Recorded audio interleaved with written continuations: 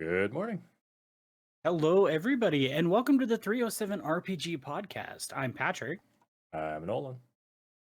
Nolan, what's going on? What have you been up to this week, this weekend, this whole time that I haven't seen you? Nothing too exciting.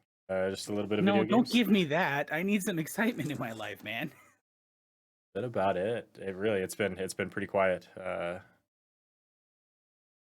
The usual. Nothing exciting. We get to play some D&D today, hopefully. So that's kind of been the thing I've been looking forward, especially with the new books coming out.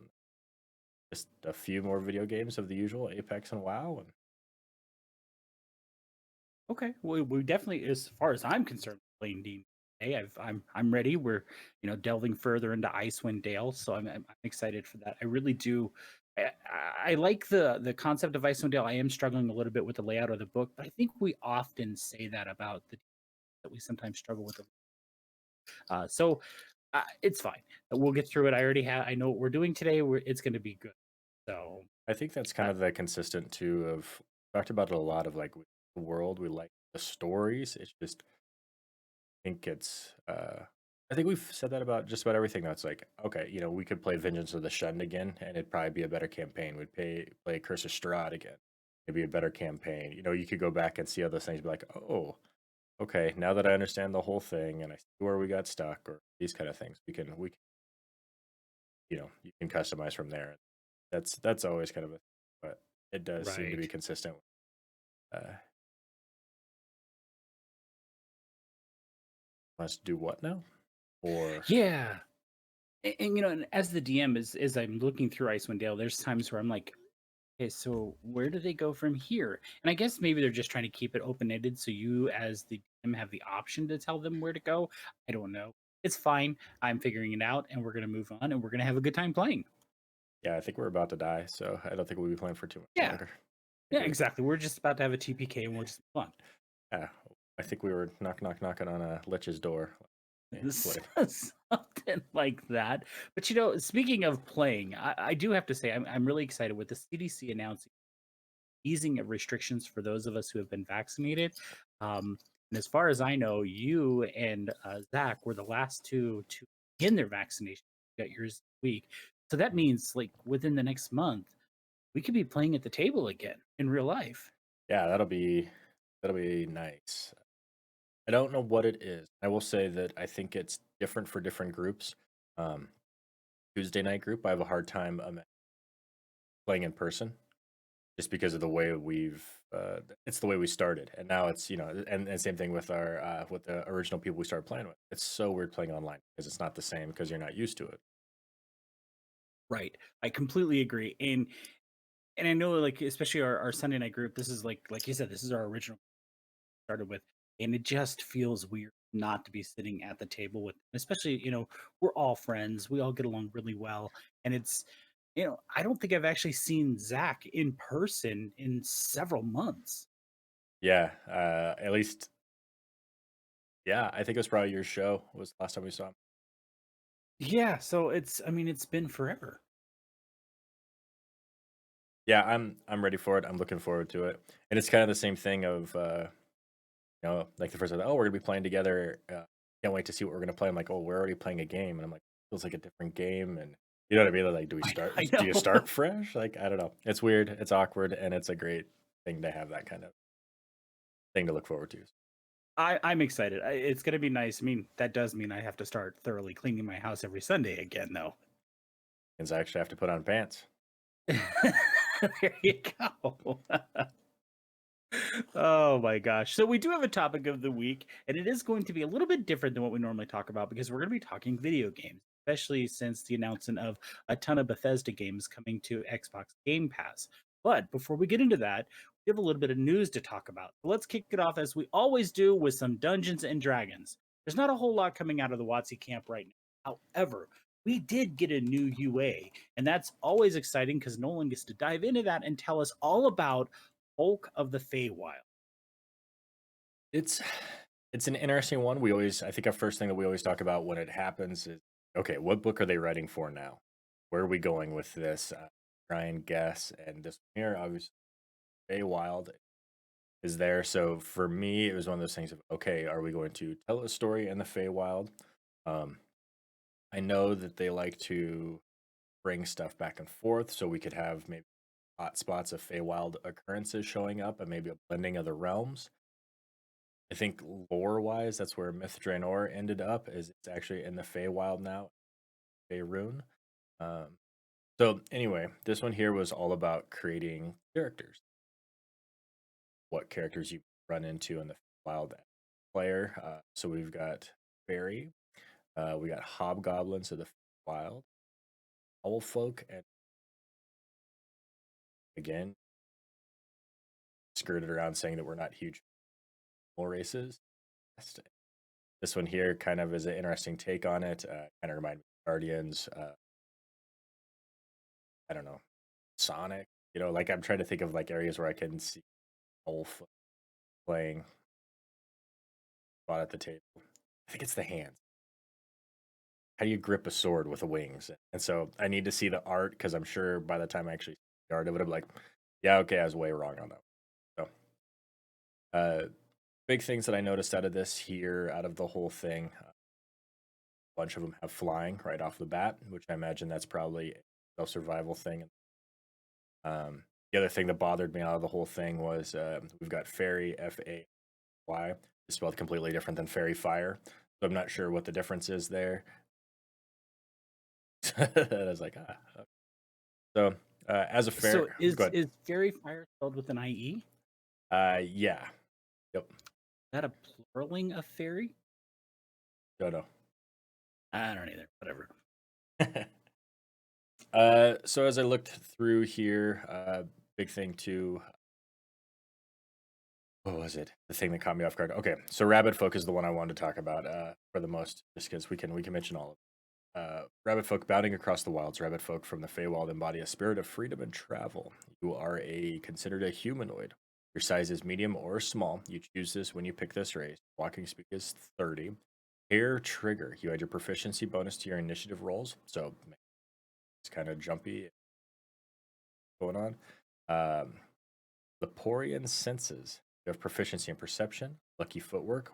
You fail a dexterity saving throw, you can use your reaction to or to add to result, potentially turning a failure into a. Then rabbit hop. Once each of your turns, when you walk at least 5 feet, you can hop, rolling a d12 and moving that many feet in a direction of your choice. This extra distance doesn't cost movement. You can hop only if you're. So again, after thinking about rabbit hop, some of the movement ability, I kind of was like, now the wrestler's coming alive. I want to be the luchador, right? Let's return, move feet, you do the grapple, and then you do the jump. You're a barbarian who's, you're a barbarian rabbit folk, raging, grappling. You can pick that thing up and jump. You roll a d12, could get an extra 12 feet in the air off of your springboard. And so now all of a sudden I could just imagine a rabbit wrestler power bombing people. And again, I think that's just what it comes back to, is that we just need to play a wrestling campaign, because it always goes there of like, how can I make a Yeah, I think we're just gonna have to do like the World Wrestling Federation League of Faerun, the WWFLF. everybody gets a little bit of I don't know, maybe get some barbarian in you, maybe get a couple levels of bard, and say that's your minimum, and then you go from there. Could be. And I want to throw out this real quick. I have discovered the difference between fairy, Fairy, and E, Okay, which I did not know this and I had to look it up. Apparently, when it's RY, it is referencing the mythical creature of fairy. When it's RIE, is the world of fairies. So, fairy fire, RIE, is a spell that fairies in their world have. fair enough. Okay, I could dig that. There you go. Yeah, now we're both educated. I support it. Anyway, moving on.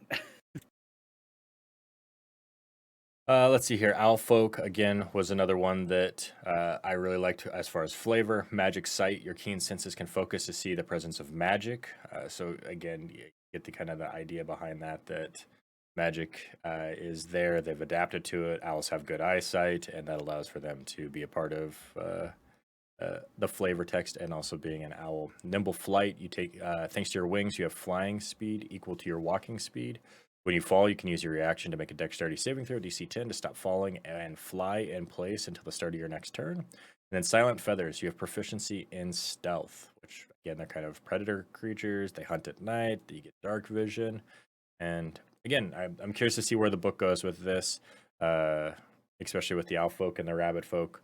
I haven't, again, it sounds sometimes ridiculous in my head. And then when we finally get to see it, I'm completely wrong. And some of the art for the Aarakocra that I saw was just amazing and totally changed my perspective of what they were. So I've been watching. We watched Scoob this weekend, and so now I see the Blue Falcon from Scooby Doo, and I'm like, oh, Nice. okay, yeah, I could see an Aarakocra being pretty cool, all armored up and everything. Hobgoblins of the Fey Wild trace their origins to the Fey Wild, where they first appeared with their goblin and bugbear kin. That history has left its mark, for through the goblin, hobgoblins are found throughout the material plane. They continue to channel aspects of the Fey Wild's rule, which creatures of a mystical bond between the giver and the receiver of gifts. So their Fey ancestry, you have advantage on saving throws and make you avoid the end of charm to avoid or in charm conditions on yourself, which brings in a little bit of the elven nature, which I thought was kind of fun. Fey gift, you can use this trait to help as a help action. You can use the help action as a bonus action, and you can do so a number of times equal to your proficiency bonus. You gain all expended uses when you finish a long rest, which I thought was kind of interesting on a hobgoblin. Again, adding the help feature. Hospitality. You and a target of your help action gain a number of temporary hit points equal to 1d6 plus your proficiency. Also, when you do the help action, you're going to give them passage. You and the target of your help action each increase your walking speed by 10 feet until the start of your next turn. And then spite. Until the start of your next turn, the first time you or the target creature of your help action hits a creature with an attack roll, that creature has disadvantage on the next attack roll that makes in a minute. So again, playing around the help action, I hope they do more stuff like that. I could see that being very much I don't know why I was thinking halfling. Uh just from a standpoint of, helpful people, happy people, hospitality kind of seems in their nature, food or whatever. Now is like, okay, I want to see, bring in some tools that give this kind of stuff. You cooked a meal, you did some stuff there. So opening up the help action as a this is what I do, kind of in a form of like I'm a blessed bot or whatever. So I like that. And then the final one on them was fortune from the mini. If you miss with an attack roll or fail an ability check or saving throw, you can draw upon your bonds over processicity. Wow, I can't say that one. To gain a bonus to the roll equal to the number of allies you can see within 30 feet, maximum of +5. You can use this trait a number of times equal to your proficiency bonus, and you gain all expended uses when you finish a long rest. So I thought it was interesting. You hear Hobgoblin, was not expecting a creature that was all about helping people. So I think it'll be neat. I'm excited to see where the book goes for this, of what they're working on. Um, I couldn't think of anything out in the open of as like, sparked some sort of thing of like, oh, it's time for this. And I don't know a lot about the Feywild from that standpoint. I don't think I've ever played a campaign there. Just kind of the little things of when it's accidentally interacted with the rest of Faerun. So I'm kind of hoping that there's a story here.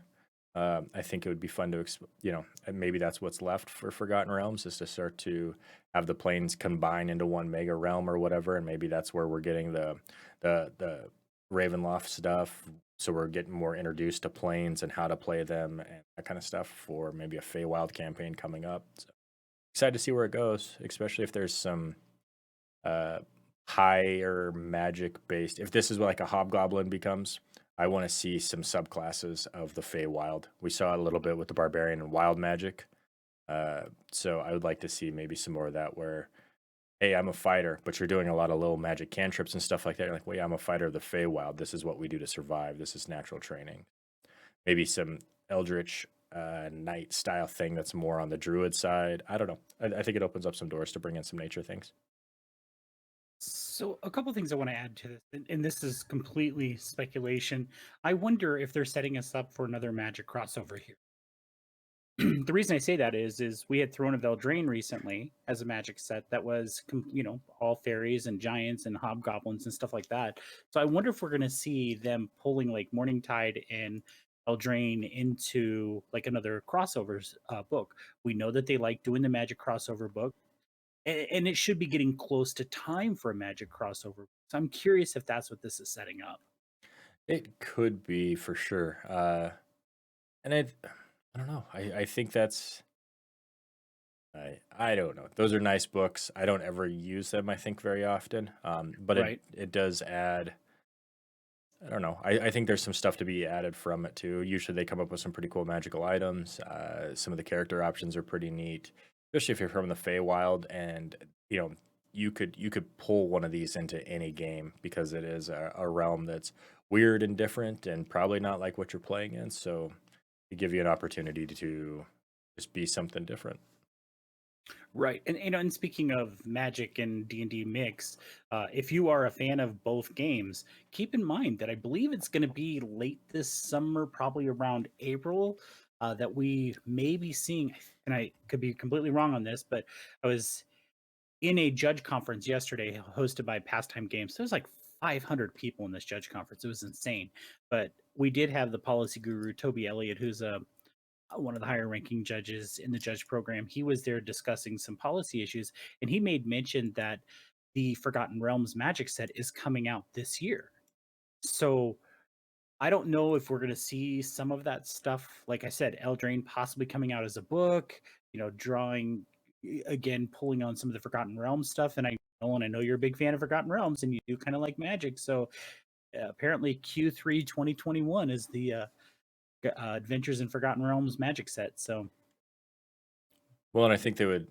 I think they would probably be silly not to have something tie in, right? This is a big right. deal. I can see there being major crossover across any platform that they own, um, and trying to work together with both sides to make sure that it's as big as possible, so they could do stuff in the future again. Because this is kind of one of those like I met probably not a high risk situation for them, but it is a leap. I mean, if it goes out there and flops and not one person gives a rip about the Lord of the Rings Magic set, no other company is ever going to come on board with them and be like, "Yeah, we saw what you did at Lord of the Rings or whatever." So they'll make a big deal out of it. I'm sure we'll see some celebrity D&D panels with that. Sure. I mean, I think that'll be pretty cool. So the potential for it is awesome, and we'll stay optimistic for them not messing it up.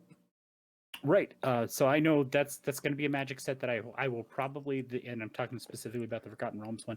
I'll probably be buying, um, maybe even complete the set and just put it away, kind of thing, because it feels to me like it's going to be more of a collector set than anything because it's got that D&D Magic crossover because Yeah. it's going to be so unique. Um, and of course, the Forgotten Realms or the Lord of the Rings set you and I've already talked about. It's going to be here's my wallet, just give me the cards. And I think it depends on the rate that they come out too, right? If it's the first one that comes out, we'll probably be all board. If it's the second one and the first one was like, yeah, they messed up, it makes it a little bit easier to avoid, and we won't need to complete a set. We'll just go after some cool looking cards. Right. Right. Collect them for the art because we love that stuff. Yep. Yep. Yeah, and there's some fantastic magic artists, Magali Villeneuve, and I'm sure I'm butchering her name, who did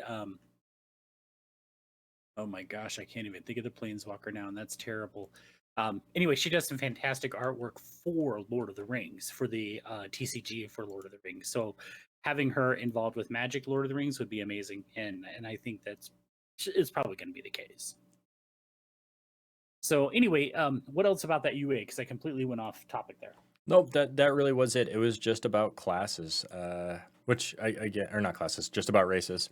So I'm hoping we'll get one about classes. I do want to see some more weird magic in some of in a lot of the classes. Hopefully, it's not just focused on a Fey wild sorcerer that's kind of like a wild sorcerer. I think there's an opportunity there Right. to give me a rogue, give me a weird nature rogue, which I get it should probably be a ranger, but uh, you know we've got the arcane side. We're kind of due for a divine or a nature side, and we could go heavy with that. So that's what I'm hoping for. I'm hoping for a good class one next, and then maybe they'll give us a hint of what the book is. Yeah, that would be good. There is, of course, a link to the UA in the show notes, so if you guys want to check that out, it is there. Nolan, I didn't see anything else for D&D, not even any movie news. Did you? I didn't. Fairly quiet. We've got Candlekeep Mysteries next weekend. Next week. Next Tuesday. This Tuesday. Wow. Already this Tuesday. Wow, that's soon. Holy cow. Well, you know, apparently stimulus checks are on the way, so that might be a great time for you to get that book. Yeah, I had of it already coming. I didn't need the stimulus check. Yeah, well, fair enough. So yeah, it'll be nice to look at it. I do want to read it. I do want to look at it just to get an idea. I know there's some player stuff there, but I also want to avoid reading some of the adventures because, Right.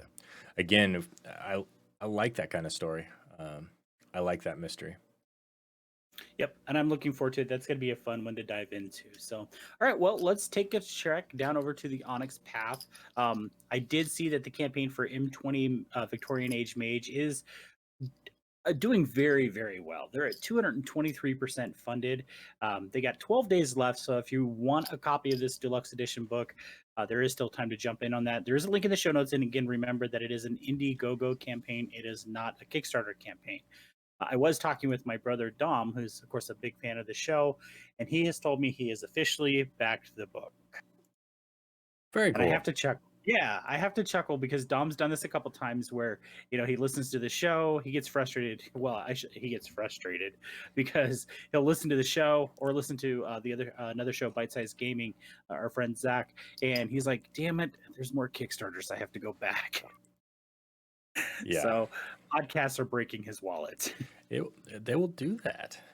They will. There's a lot of good products out there, and again, consistency of what Onyx Path puts out, you're kind of in a safe spot. You don't know when you're going to get it, but when you get it, you'll be happy. I mean, so far anyway. Right.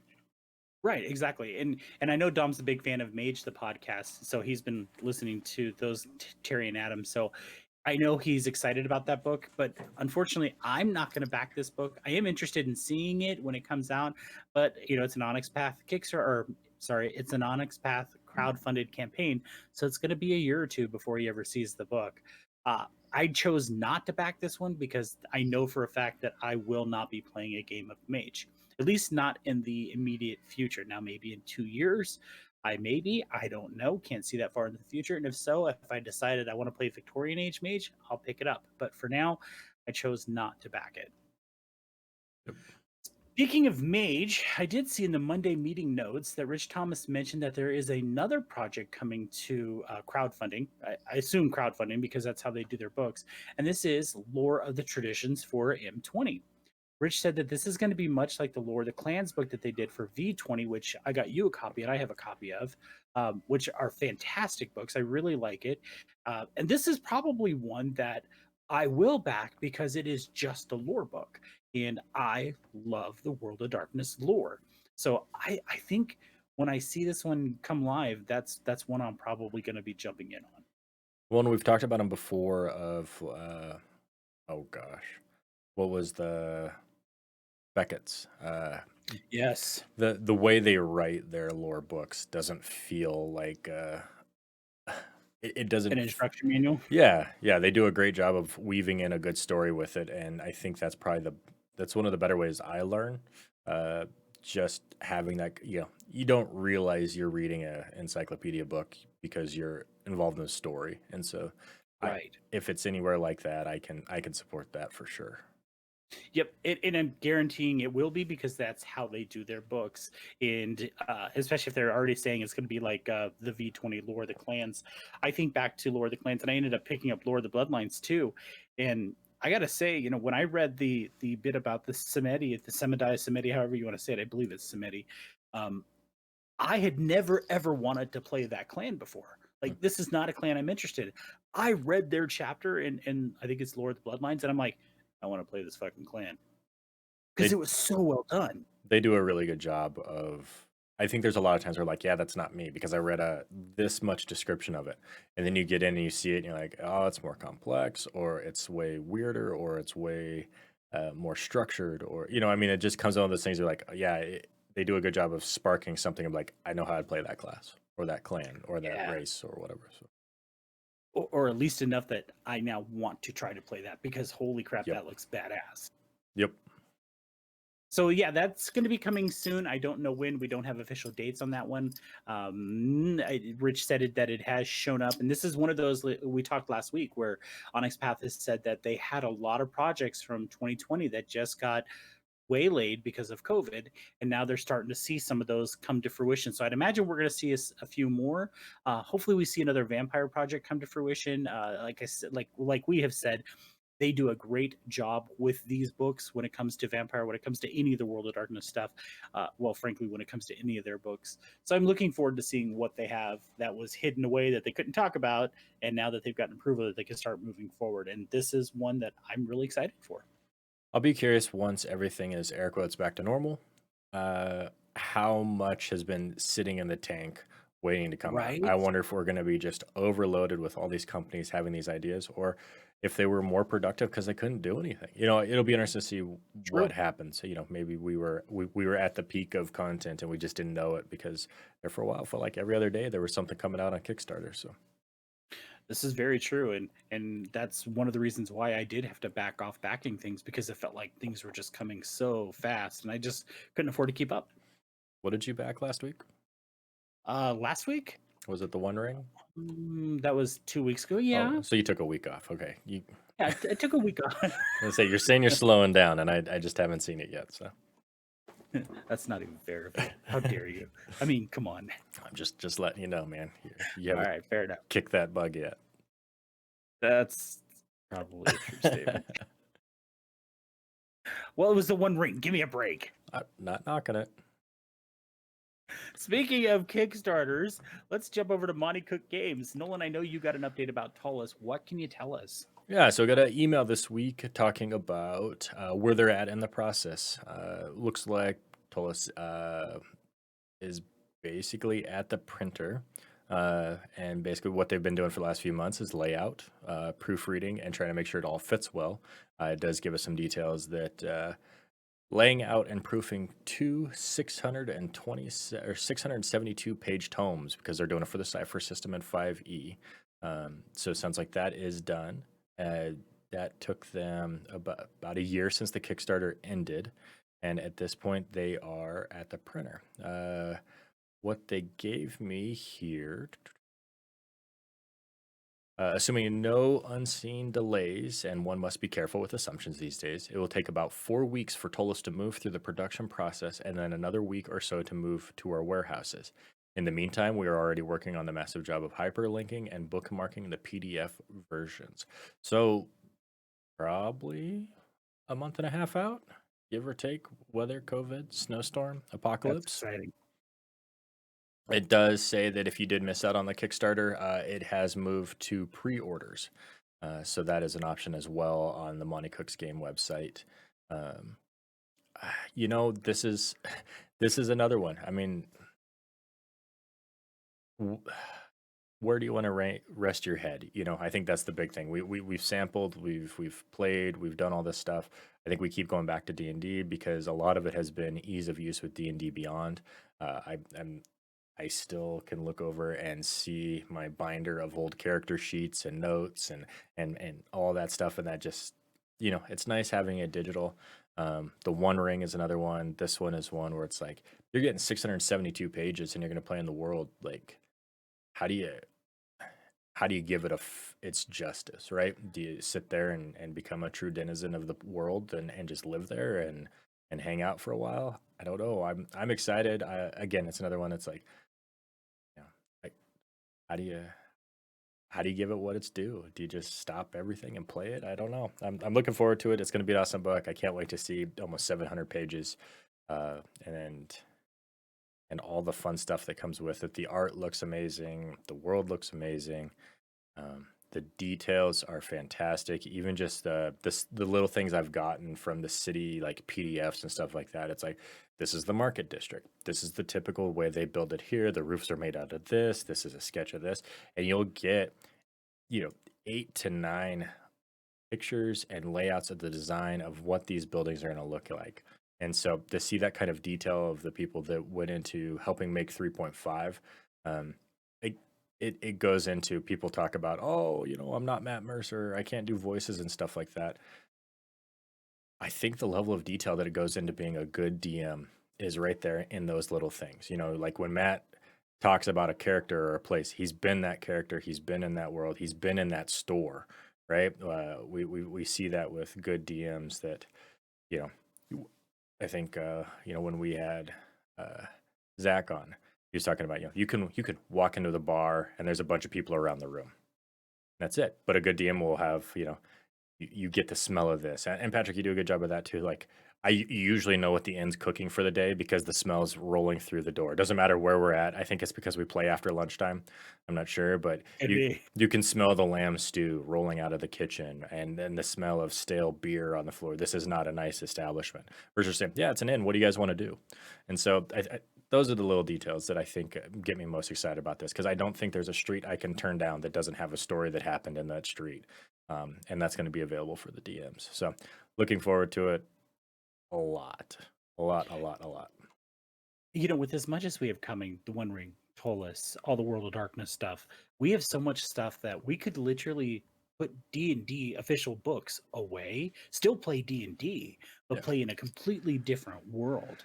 And it's, to me, like, we have a Scarred Lanes game that plays on Tuesdays. We have our D&D game, official D&D game that plays on Sundays. And it's just, I'm amazed at, like, when I think back to when we first started playing, what, 4 or 5 years ago now, because it's been a while. And I think, like, I mean, we were just playing D&D, we were just playing D&D official books, and because of this show and you and I learning so much and learning about other things, we've really expanded not only our knowledge but our collections are huge now because of, and mostly it's digital collections, because holy shit, yeah, I would be afraid to actually have everything that I have, like, on D&D, not D&D Beyond, but on Drive Through RPG in printed form. I don't think my house could handle it.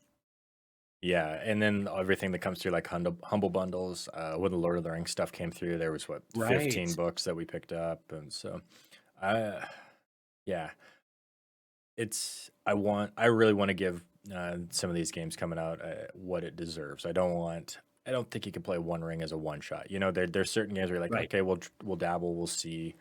Um, I don't know. Ptolus is something I would like to. I want to see a 20th level arch wizard at the top of a tower. Like I want to see what doom awaits, especially after talking with some of the people that made the game. Right? That's Yeah. that. Sean got me excited about it. Yeah, the mid level boss is like a 15th level guy that himself can't go any higher because there's guys above him more powerful. And I was just like, what the fuck does that look like? Yeah, Because exactly. this doesn't And end I well think, for us. yeah, exactly. And with Tolls coming out, of course, we're gonna do, because you got the full Monty on that one to go ham. Um, and we are absolutely going to be doing a tear through of the Player's Handbook, because that is part of the book, and that is something that I know you're willing to look at without ruining, the potential gameplay for you. So Yeah. we'll be doing a show about that when it comes in, and that's going to be really exciting, because I know we're both just going to be chomping at the bit to look at this book, and it's probably going to be one of those where it comes in, we have to take a week to process everything, look through it, process it, and be like, holy shit, what did we just get ourselves into? And then do a couple shows about it. We might do, like we've done in the past, like a month-long dive into the book and just say, hey, this is Ptolus, this is the Player's Handbook. You know, go get the book, because it's everything that we hoped it would be. And it was one of the most popular uh, stories for 3.5. I mean, it won all kinds of player ran awards. They added so much to it. I mean, it's got potential, right, to be, you know, up there for one of the greatest stories ever told Right. in in their world. So I think it's so fun that they're bringing it forward. And I'm usually not one that's a fan of just, hey, let's remake it and sell it to the next generation, because I buy that stuff and then I'm always disappointed. But I didn't get to play I the think this first is going to be round, good. so yeah. Exactly. Now, Money Cook does have some other stuff coming out, that they contacted you about, and this is that game, The Darkest Hour. Can you tell us a little bit, or Darkest House? Sorry, can you tell us a little bit about that?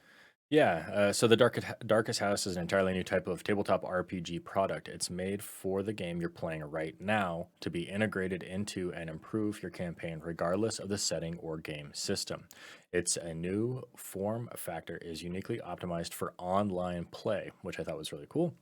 The Darkest House will immerse you in an intimate, terrifying horror experience unlike anything you've encountered before. Along the way, it'll improve how you run and play RPGs online, and it'll improve the character's party and the campaign you're currently playing. So, taking a look at just some of the slides on this for the digital thing, it looks great. I already like the layout. If this is kind of an example of what to expect from them, again, we talk about borders and everything there, but their demo is it shows a picture of a tree next to a pool, and there's a whole page on this tree and the pool, right? So the detail is just on top of it there. It I get nervous about online stuff because I don't want that to be where we end up playing. Right. But we've complained about the little nuances between, D&D Beyond and the stuff that they're improving to get better. And every time they come out with something better, it makes it harder and harder to go away from. Roll 20, having the maps, all that there as well was so much easier than rolling it out and drawing little hexes. And we don't usually play with miniatures. And so that was something that I can see for combat getting addicted to very quickly. But uh, yeah, I again more stuff that can plug and play. I think is great. Again, something that's done on digital. I don't want to be on digital, but Right. so the Darkest House works with your preferred online platform. You run it in on Zoom or Discord or virtual tabletop like Roll20 or Astral, or however you normally run online games. Only the GM needs a copy of the Darkest House, just like only the GM needs a copy of the conventional adventure book or PDF. So I don't know if I'm trying to see what all comes with it, but I'm guessing it's a giant map pack, a bunch of stuff that you can insert into. I am fascinated that the horror and mystery thing seems to maybe not, maybe that's not the right word. I'm amazed at how everybody kind of comes out with, hey, this is a gap in the world. Let's go after it, right? Because we're seeing a lot more horror games, mystery games from everybody, right? That's kind of the thing across the board. So I'm curious to see what the next wave is going to be of. Yeah. I felt like about the time we got into Scarred Lands, and got into that, and it started to take off a little bit. Oh, here's a Theros book that is kind of like Greek mythology, and hey, we're releasing Strahd. Okay, here's you know Candlekeep Mysteries. Here's another thing of Strahd, and then we've got a bunch of horror stuff lining up as well. So I don't know if they all kind of say, hey, this is horror season, or if they all just like, this is a gap, let's go for it, and then it's just a foot race to see who gets it out first. Yeah, that's probably a true statement. So, I know that they said the Darkest House is going to be coming to Kickstarter. I don't know when that's going to launch. We'll be keeping an eye on that one, and if we hear any,